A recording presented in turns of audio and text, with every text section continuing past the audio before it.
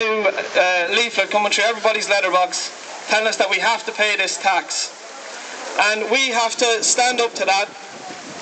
We have to remain steadfast, we have to stand together, stay united and take them on. They've been saying things like it's just €2 a week, you know, €100 a year. In my opinion, that just shows how out of touch these people are with ordinary people. It might be just €100, that might be just pocket change to somebody on a ministerial salary or somebody on a TD salary.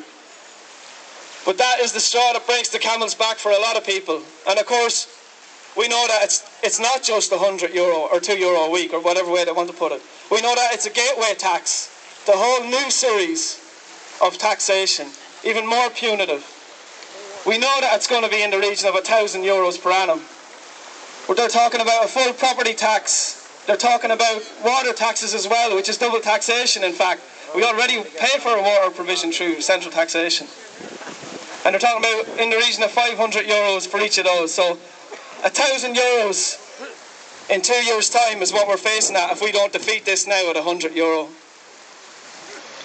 And of course, this is all a continuation of austerity that's been rammed down our throats for the last 3 or 4 years.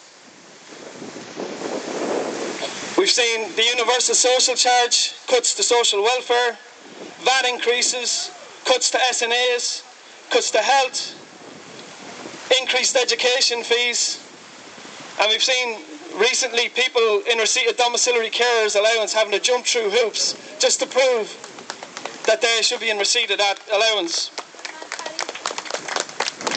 I think at the meeting the other night, Ruth Coppinger made some very good points about Greece and the state that country is in now. What we're going through, they're going through something that's 100 times worse.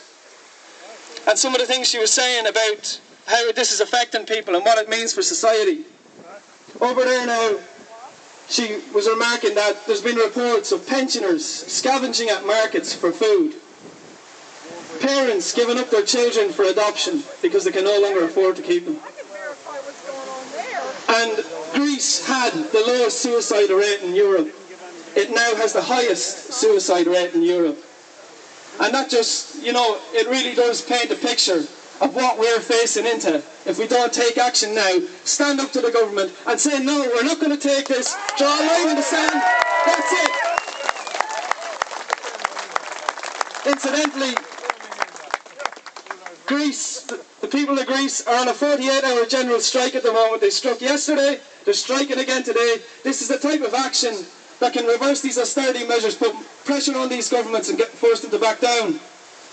And of course the flip side of all of this austerity is that you have a very small number of people, super rich people, who remain unscathed by this crisis, who are getting away. There's a myth in the media at the moment, it's propagated in the media, that the country is broke, that there isn't a shilling left, and that we're on our knees. CSO figures show that there's €468 billion worth of wealth in this country.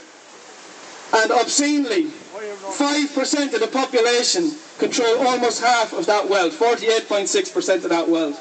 5% of the population of €219 billion of wealth in their control.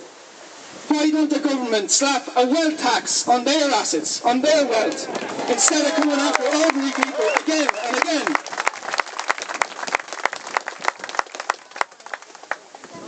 And through this campaign, we can put that to the government. But it has to be a united campaign, an organised campaign.